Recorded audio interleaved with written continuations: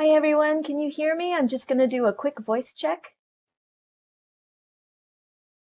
Great. Good morning. Wonderful. There is a box of materials at the front of the slide projector. So please go ahead and grab that. It has my slides, my notes, and some other goodies too from the class that I teach at the Builders Brewery. And I'm going to bring up my lecture and start in about maybe another minute or two, just as people are coming in and getting settled.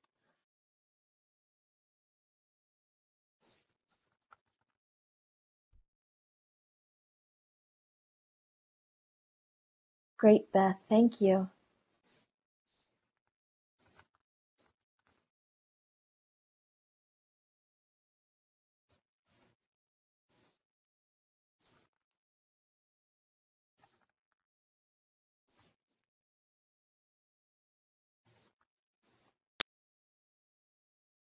So I'm going to be talking in both voice as well as off of the lecture note card. So if you click on the box, you'll find that the first item is the lecture notes and slides. My slides are numbered at the bottom right-hand corner, bottom left-hand corner.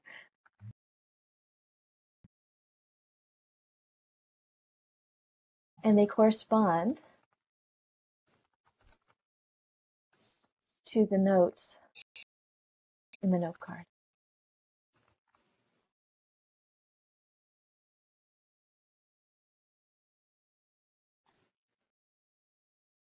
Let me know if you have any trouble getting those materials.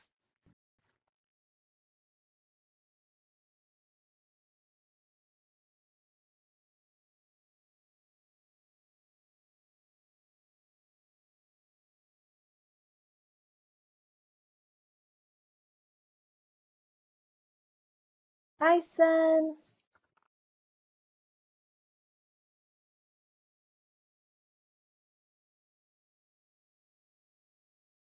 Okay, I hear somebody's microphone is on, so I don't know whose, but if they could please turn that off.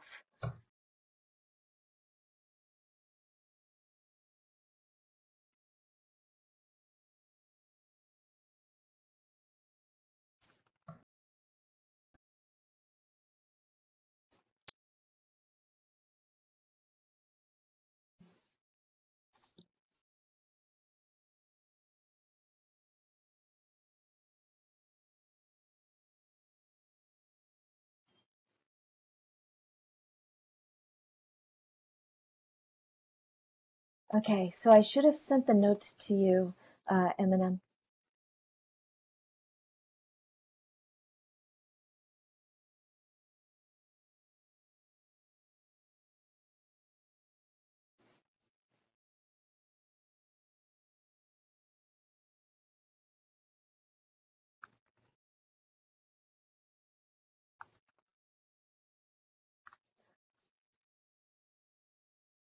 Okay, so is everyone ready?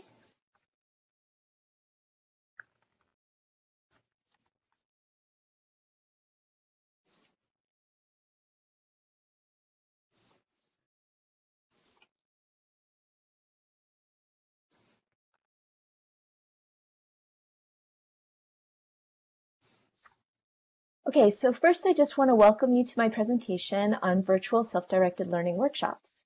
So for my presentation today, I have a box of lecture materials that include the script and slides to this presentation, along with the materials to the self-directed learning class that I teach called Google Slides. It says here, please click the book pile, but it's actually a box to receive these items. So in order to follow along with the lecture, you'll find that the slide number corresponds to the script block. And I'm also going to be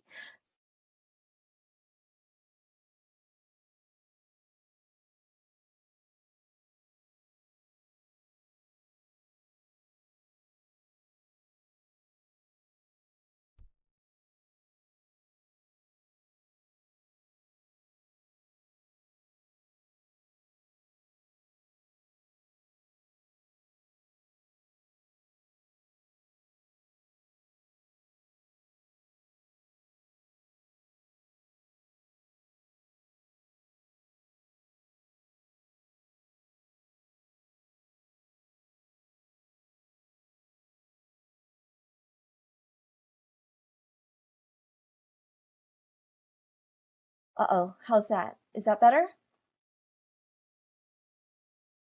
Okay, great. Sorry about that. Okay, where was I? Oh, okay. So, like I said, for the agenda, I'm going to start with talking a little bit about self-directed learning theory. Then I'll talk about the context, give you a little bit of information about the Builders Brewery itself, if you're not familiar with the community, and about Blu Heron's workshops. Afterward, I'll go over the different design components of an SDL workshop for people who are interested in creating one of their own. And then following this, I'll kind of wrap up with a comparison between self-directed learning workshops and some of the affordances and limitations to this style of teaching. Last, I'm going to give you a few minutes to actually try some of the self-directed learning workshops that I do on your own at the Builders Brewery. In between, if you have any questions, go ahead and type them into local chat. During the slides, I'll give you to ask those questions.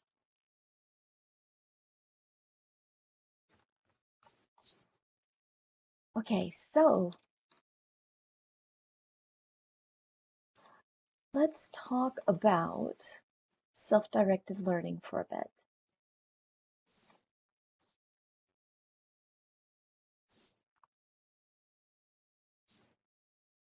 So, for one, self-directed learning is about how learners take initiative for their own learning. There are similar terms to SDL mentioned in the literature, such as self-regulated learning, autodidact, and my own theory, which I call autonomous learning. These terms come from different research traditions with slight nuances in their meaning. However, these terms are so closely related that they sometimes have been used interchangeably in the literature. Speaking of the literature, studies indicate that, to no one's surprise, there are strong correlations between self-directed learning orientations and high student outcomes. The literature on SDL in online spaces diverges into two forms of inquiry. First, there are researchers who study the specific processes that self-directed learners undertake. For instance, Wynn and Hadwin identified 4 phases of SDL: defining tasks, goal setting, monitoring, and the evaluation of progress. While there are other researchers who have uncovered similar processes for self-directed learners, it's beyond the scope of this talk. However, I've included references regarding SDL, self-regulated learning, and autonomous learning in a note card in the lecture material packet. Conversely, researchers have also focused on how we may create environments that facilitate SDL in students. The creation of such environments fall under the umbrella of instructional design theories and models. This arm of research is going to be the focus of today's lecture.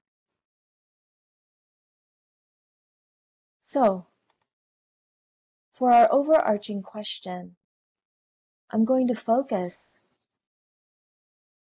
on this aspect of instructional design, meaning how do we design a virtual classroom experience to facilitate self-directed learning?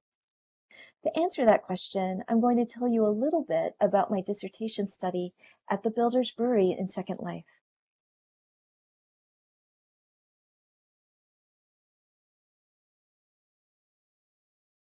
So for those of you who may not be familiar with the Builders Brewery, it's a learning community, school, and help group with over 38,600 members during the time of my study, and it continues to grow. In a survey that I conducted during my study, I found that members came from over 21 different countries and possessed a range of skills and educational backgrounds, from minimal computer proficiency to being computer programmers and software designers. The Builders Brewery is a very diverse learning community. In addition to being a very active help group in Second Life, the Builders Brewery also offers classes regarding content creation. Because they serve such an incredibly diverse population, Builders Brewery instructors must undergo training sessions before they are allowed to teach.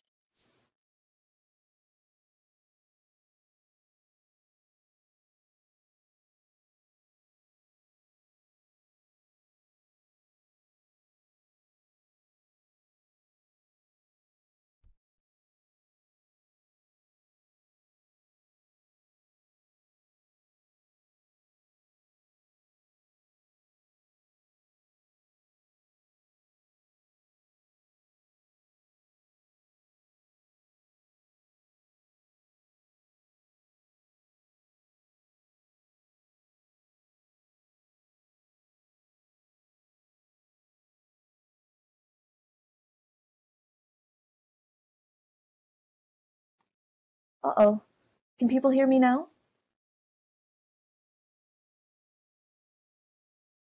I'm so sorry, it keeps toggling off.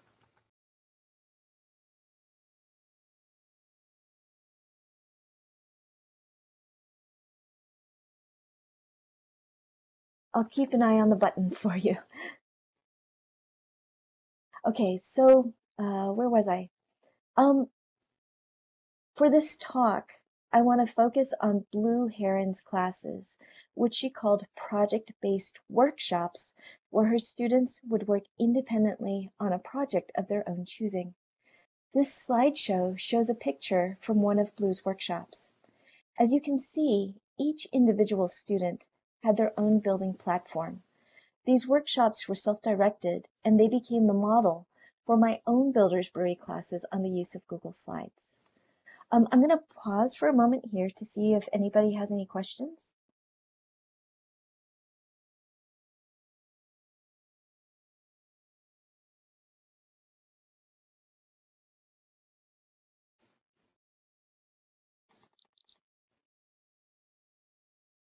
Okay, then I'm going to go ahead to the next slide.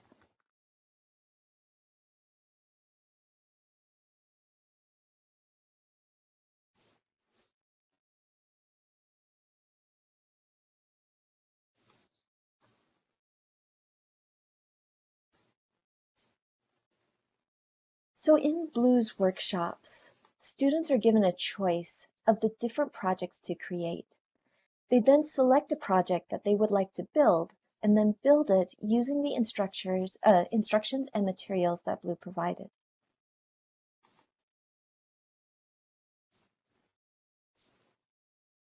This picture is from Blu's picnic workshops. In this class, students had a choice of projects that they could create: a picnic blanket and watermelons, picnic basket, picnic table and sodas, and a chocolate cake. Notice that Blu included finished examples of these projects at the front of class so that students could easily see the things that they were creating. Another thing to note is the nature and the kinds of signs that were posted at the front of the classroom. Here, you'll see that Blu had a sign for class rules and format, a sign that spells out the format, and a sign about the projects in more detail. These signs help new learners understand how Blu's workshops were organized and structured.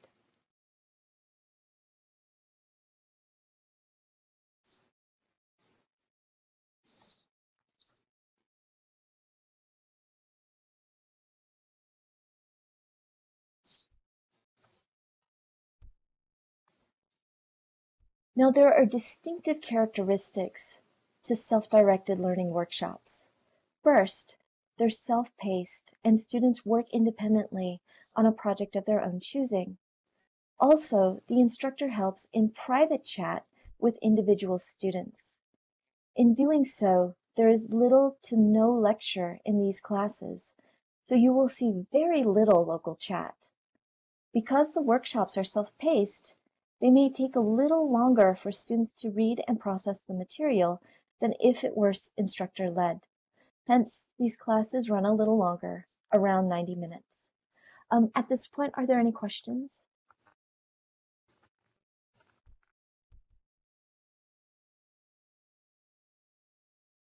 Again, for those of you that are just coming in,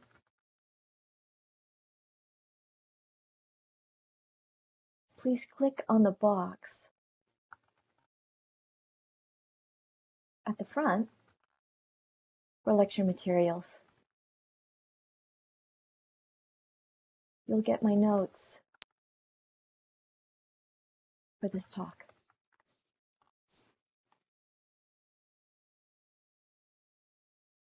Okay, so if there aren't any questions, I'm going to keep continuing on, okay?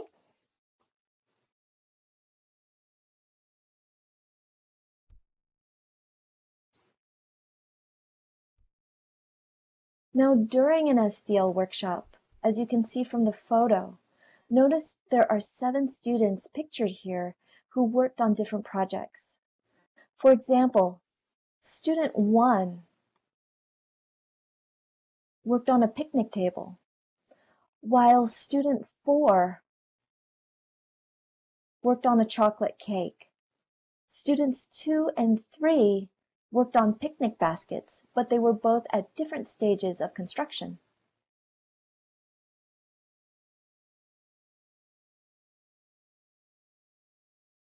Thus, in an SDL workshop, students may be at various stages of completion. Those who completed projects early left early, while others could use the entire time if they needed it.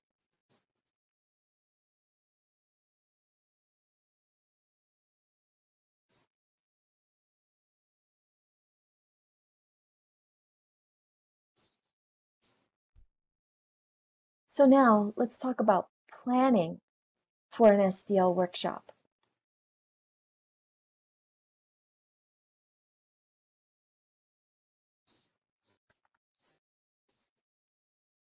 When I learned about SDL workshops, Blue walked me through the process for how she creates one of these classes. First, you need to decide on what the class will be about.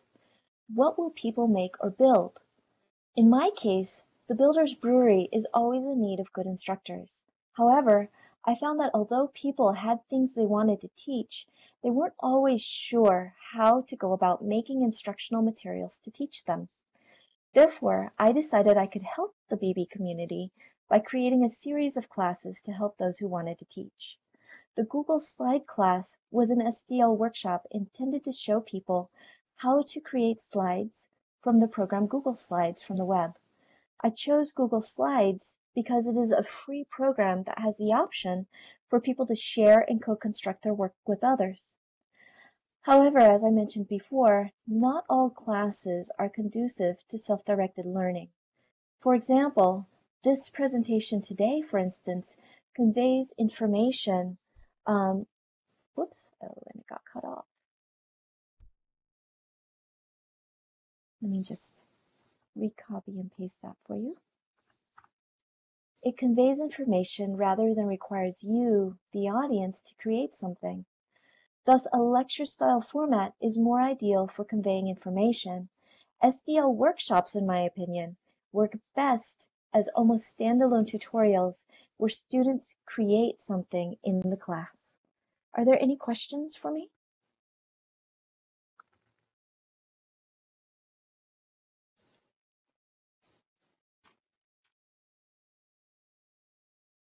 Okay.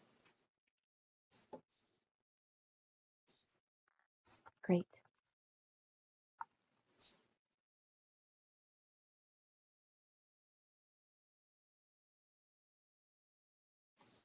So let's talk about the instructional design components.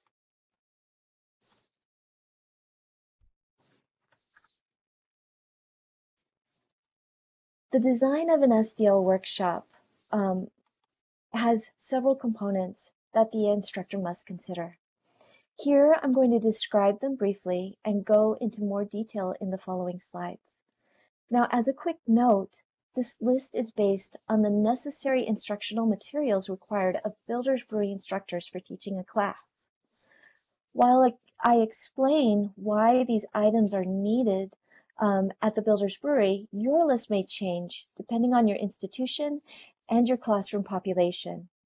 Remember that Builders Brewery students come from very diverse backgrounds, and so instructional materials must be designed with this in mind.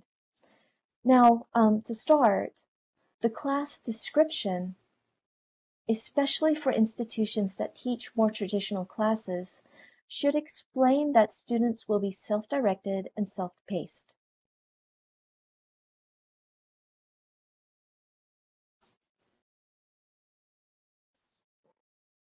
Second, it's important to indicate class prerequisites and skill levels, whether it is a beginning, intermediate, or advanced class, and what students will need in terms of preparation prior to class attendance.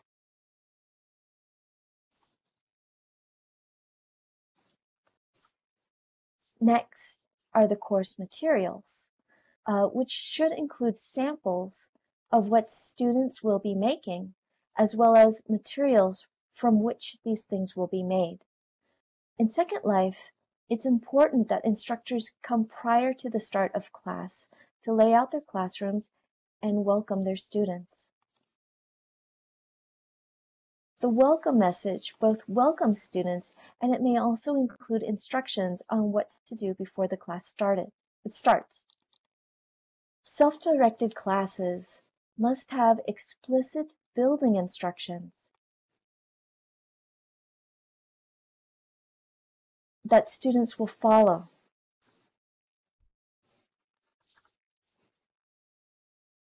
This instruction is the main thing that distinguishes SDL workshops from other classes. In fact, most other classes do not include this instructional component.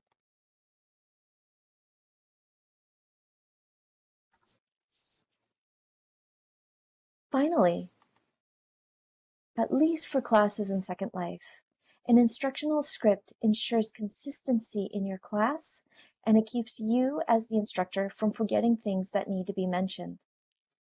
Now, let's take a look at these pieces one by one. I'm going to use my own Google Slides class as an example.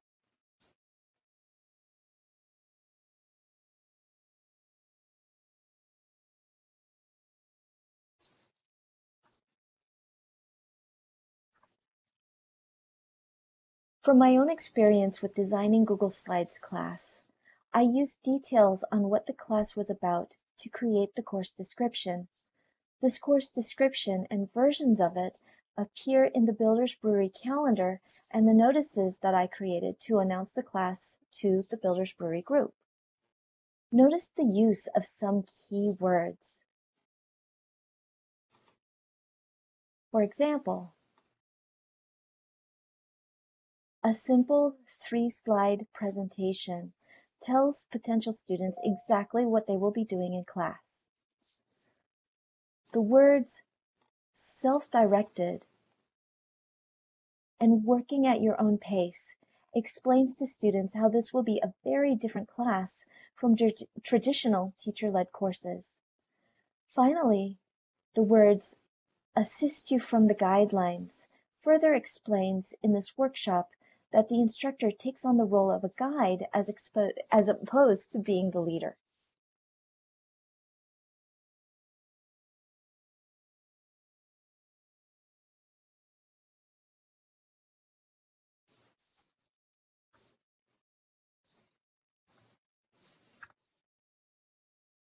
Once you've written your course description, think about how people will be creating these items and what skills people need to have in order to do so. Hence, instructors must think about the level of their learners, whether they are beginner, advanced, or an intermediate, and who they are.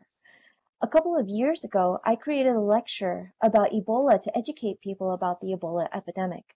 Among the audience was a professor who taught classes in Second Life. When I asked what he thought about the class, his response was rather disapproving in that he felt that the material was overly simplified, even though he admitted that the level was appropriate for the intended audience. Personally, I found this to be a rather puzzling critique considering that the lecture was geared towards an audience who primarily did not have a scientific background like he did. So from my survey of the Builders Brewery community, I found that if a class was perceived to be either too hard or too easy, people will lose interest and engagement. Hence, the class must be designed at the level of your anticipated audience members.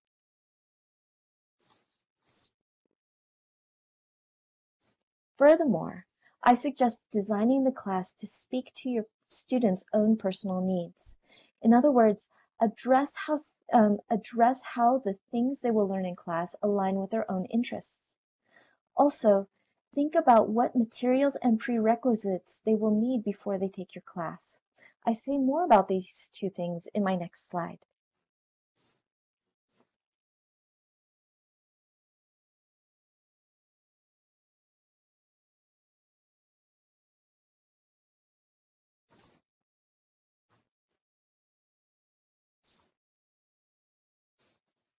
So when I designed my Google Slide class, I wanted people of all abilities to be able to take it. I also envisioned that this class would be useful for people who wanted to teach, but needed help getting started. So while I had designed and geared this class for people of all levels, I later found that people with little computer proficiency had difficulty with this class. Some left altogether because they had difficulties with coordinating between their Second Life viewer and their internet browser.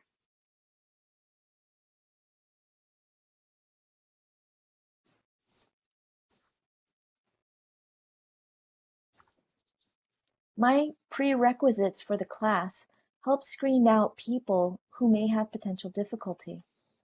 For example, prior to class, I ask students to create a Google account with their avatar's name.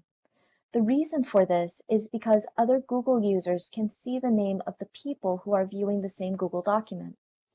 Since there are people at the Builders Brewery who value their privacy and don't want their real names known, I asked students to create a Google account using their avatar's name instead.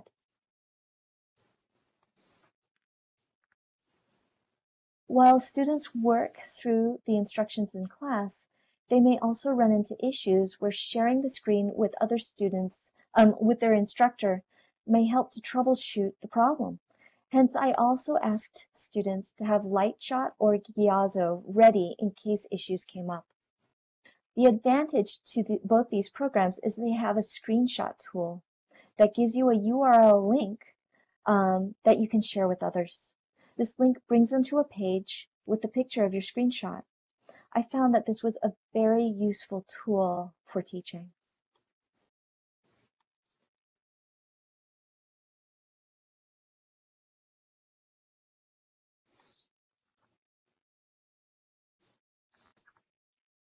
Now, while my class was intended for all levels, having the basic skills for resing out one's inventory and the ability to do basic editing was needed in order for students to bring slides from Google Slides into the slide projector, such as the one that you see here. Thus, I also mentioned this skill as one of the prereqs for the class. The reason is because teaching basic building skills is a class in and of itself and beyond the scope of what I wanted to do. So in these cases, I would refer interested students to Dee's beginning building classes. Dee is another instructor at the Builders Brewery who offers, among other things, classes on basic building and inventory management in Second Life. Now, before I continue, are there any questions or comments? You can type them into local chat if you want.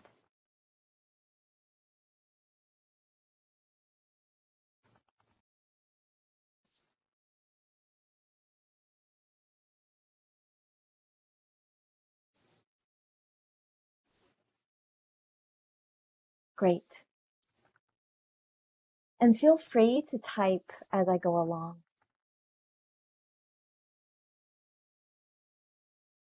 Since my eye is on local chat.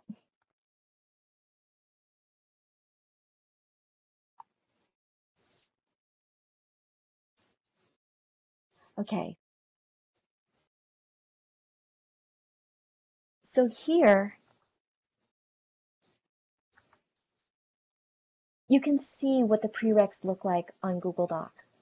When I announced the class in group notices and posted the class to the Builders Brewery calendar, I would also include a link to the course description and prereqs for students. Notice I've included hyperlinks in this document. These links bring students to directions on how to create an avatar Google account, how to download Gyazo, as well as a note regarding class etiquette and course materials.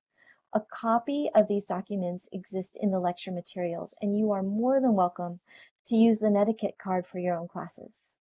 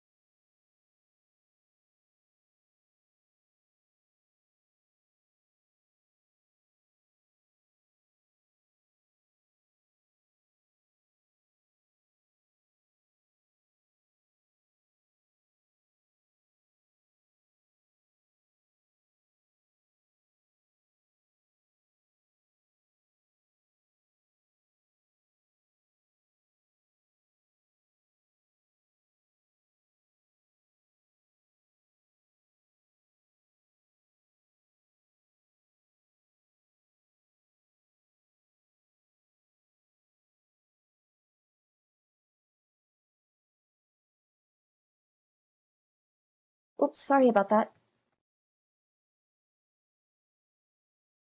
So I was saying the instructions for building are both in a note card as well as on a page in Google Doc. And you have both in the instructional materials, in the lecture materials.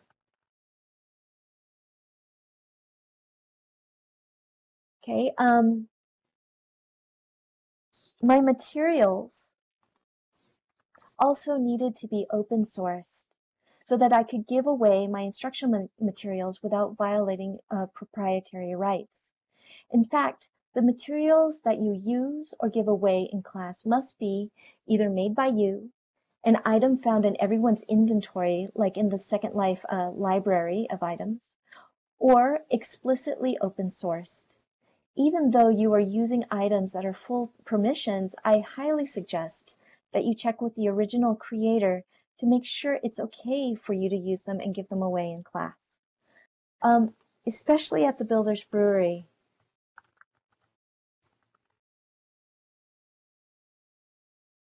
It's very common practice to make sure we are respecting the creator's usage rights.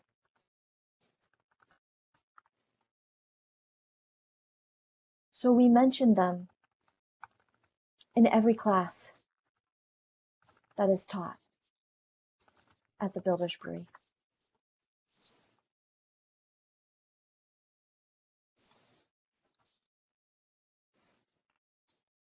So for example, if you look in the inventory of the instructional materials for my class, you'll find that I give out this dead simple slide projector. The projector was made by ThickBrick Sleaford explicitly for my class, and I have permission to distribute this as an open source item to people. I credited ThickBrick by including a landmark to their shop. The Speakeasy HUD is another open sourced item, and that may be distributed. Thus, any items that students used in my class needed to be either open sourced or created by me. You also have a copy of these things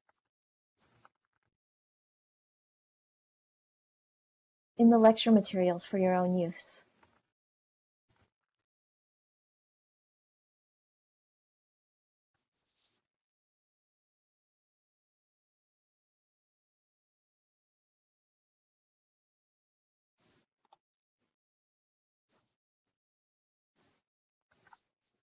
And as I mentioned before, it's custom for Builders Brewery instructors to include a Terms of Use note card in the folder of course materials. This card explains the conditions for using the course materials. For instance, in Blue's note card, she includes the clause, building supplies. You may use building supplies in anything that you build for your personal use or to sell as your own product. You may not sell or give away the individual supplies or repackage them for business in a box, dollar bees, freebies, etc. If you are unsure of the terms of use for your classroom supplies, check the original packaging, or you can always ask instructors from the Builders Brewery for ideas on this.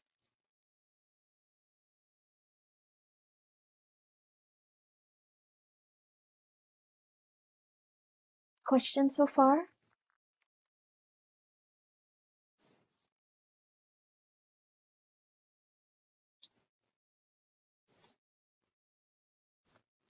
Okay, I'm going to keep going. So the welcome message. Blue explained to me that it was important to set the tone of the class at the very beginning. As such, these signs were displayed at the front of her class.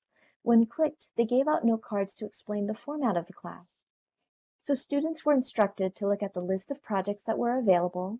Then, once they decided on a project, they were told to send Blue an IM to ask for the supplies for the project that they would work on. Blue would then give the student a folder with those supplies along with the building notes, which contained the step-by-step instructions for the project. She also prepared a script ahead of time, which she would copy and paste into local chat to give instructions.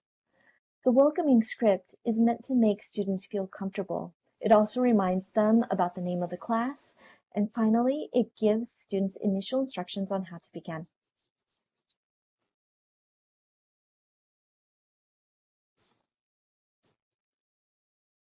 In the lecture today, I've included a link to the Google Doc that shows the script I used for the Google Slides class. Because I recorded data during the class for my dissertation, my script also includes a statement to inform students about my study, as well as an option to opt out of the study should they choose to do so. So incidentally, you can leave that out of your own script, unless of course you're doing research on your class too.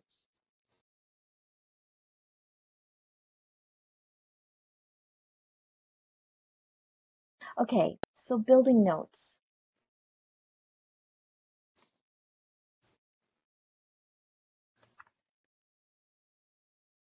The building notes make up the heart of your class, and they will probably take the longest to develop. You'll find, too, that it may take several runs before you iron out the snags in your instructions. In this screenshot, notice that my instructions are numbered. Let me just circle that for you.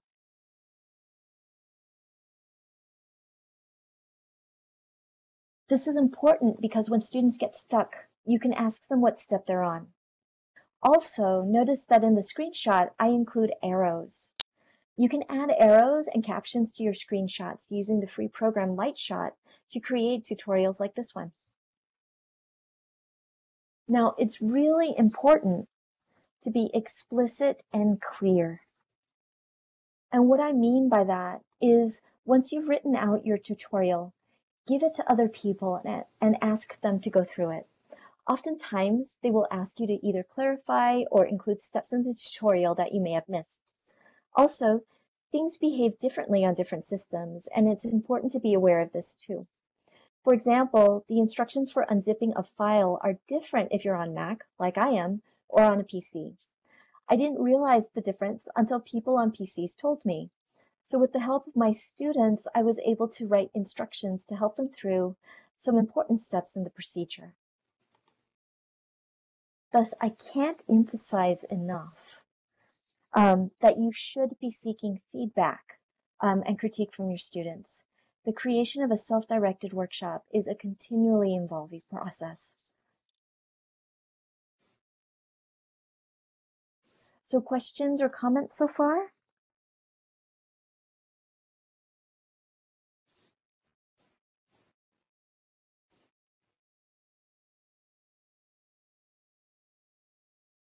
Okay, so peer sharing.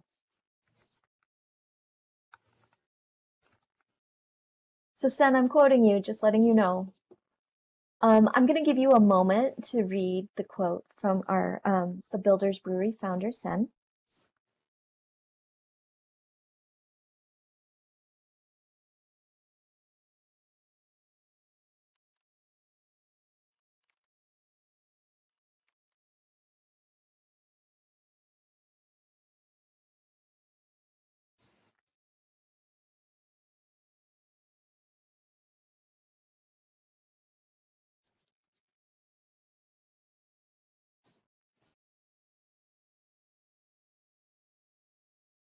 And notice what she says. We see what other people have created with the same techniques, then it opens our minds to other possibilities. There is power in seeing the creative work of others. I found that when students shared their slide decks with fellow classmates, this activity generated new ideas. So if your class involves the creation of original artwork or unique digital artifacts, take the opportunity for students to see each other's work. It's an amazing learning opportunity.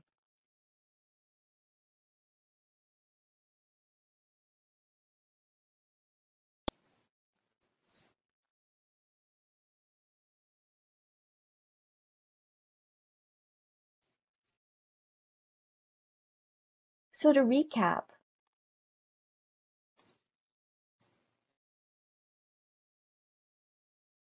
notice that there are some basic differences between a self-directed workshop style and a normal class.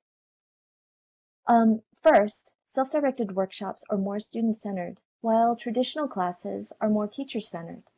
What I mean by this is that in workshops, students may choose what they like to create, whereas in most classes, everyone works on the same thing. And like Helena was saying, many times I take a class not for the object being built, but for the technique.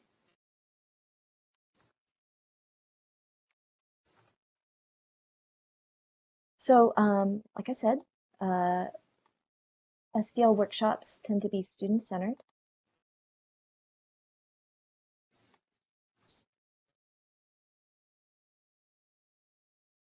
In SDL workshops, students also self-pace.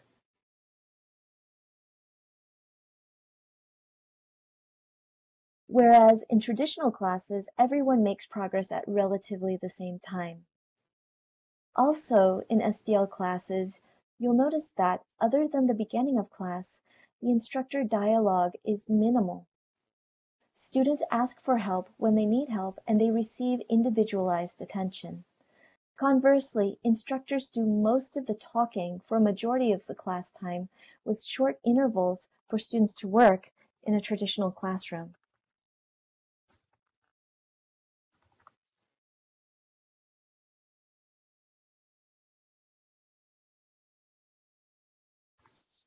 Last, there are more documents and prep for SDL workshops than there is in traditional classes.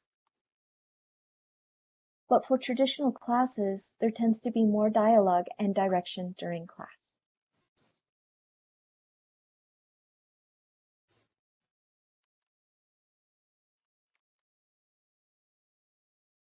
So let's talk about affordances.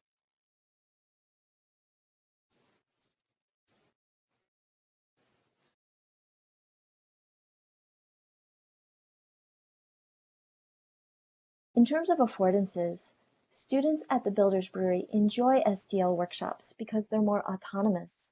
They have choices about the things that they'd like to build.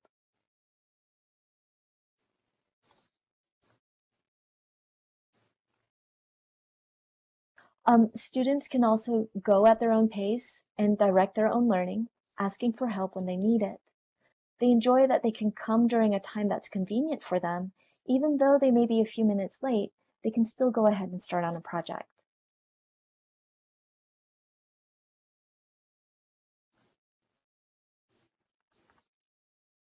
Now, because the instructor is not directing the entire class, students also receive more individualized attention when they do need help.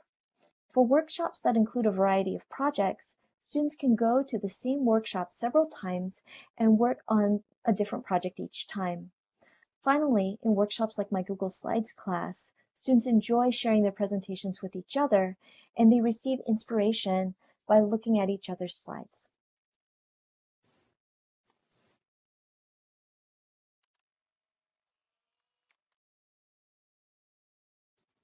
Now, there are also limitations to SDL workshops too. So first, you'll need to make sure that students understand how SDL workshops run. So for example, Blu shared a story where a new student arrived a few minutes late to class and asked why there was no talking in local chat. They weren't sure about that the class had even started. So it's important to include plenty of signage to help students understand that this is a different format.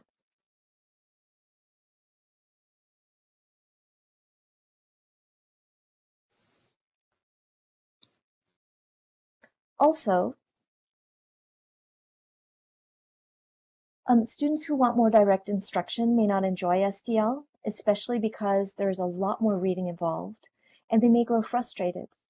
These classes may also be difficult for people whose primary language is not English or who prefer to hear the instructors speaking. SDL workshops are also not suitable for every class, depending on what you are trying to teach. Although these classes may work for most project-based classes where people are creating or building something, they may not be best if you're teaching a concept.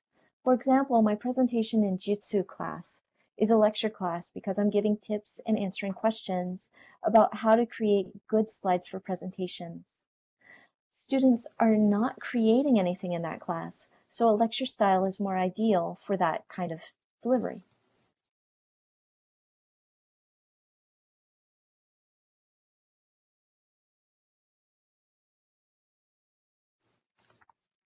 Finally, there's a lot of prep work involved with SDL classes at the beginning. You also need a lot of practice, more so, at least in my experience, than a traditional class, because your instructions need to be very clear in order for students to follow them independently. Hence, I suggest asking students for critique and suggestions to improve the class, since it may take a few iterations before you iron out the wrinkles. So there's a lot of prep in the beginning. However, you exchange that for more individualized attention for every student and giving students autonomy and self-direction during your classes.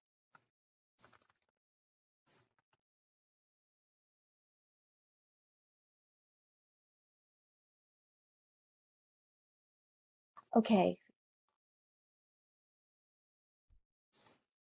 So now I'm going to give you a few minutes to open up the note card and try it yourself. So in that box of lecture materials, you will see, I'm just going to pull this up to make sure I've got it. Number 3 has the building notes.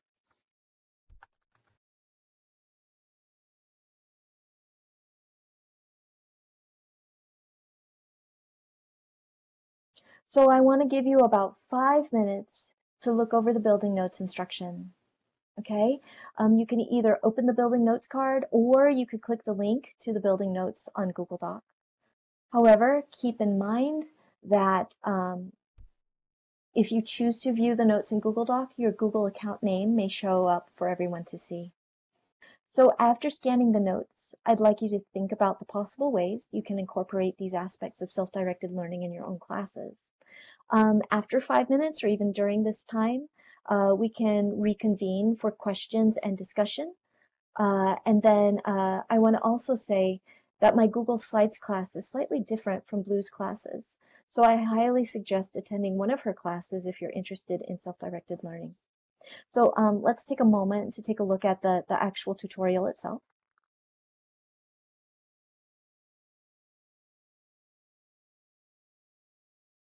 I'll turn off my mic and field any questions in chat.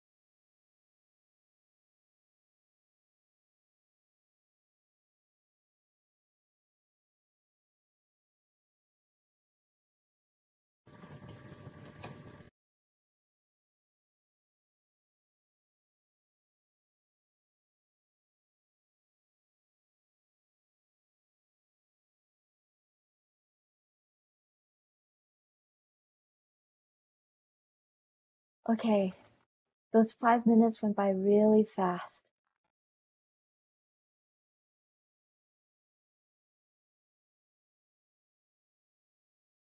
Beth had just mentioned in chat about the fact that it is difficult with SDL to have teamwork. And we were just talking a little bit about how that might be able to be done.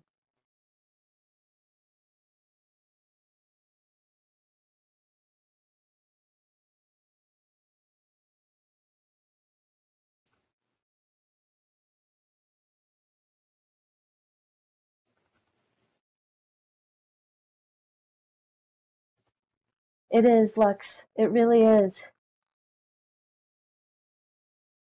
But the advantage is that once the materials are created,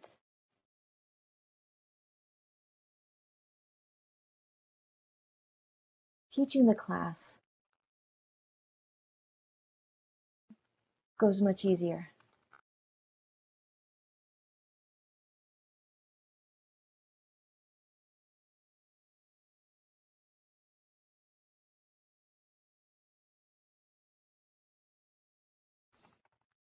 We found at the Builders Brewery that a lot of people enjoyed classes this way.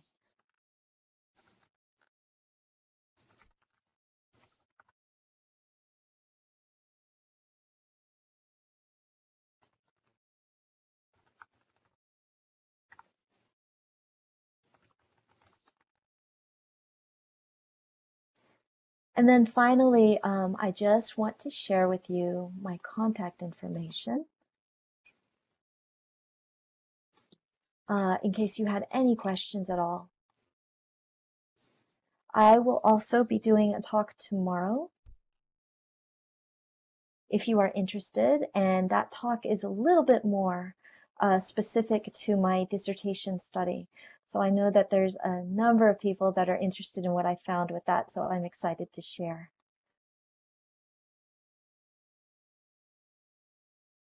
If you have any questions at all, feel free to contact me.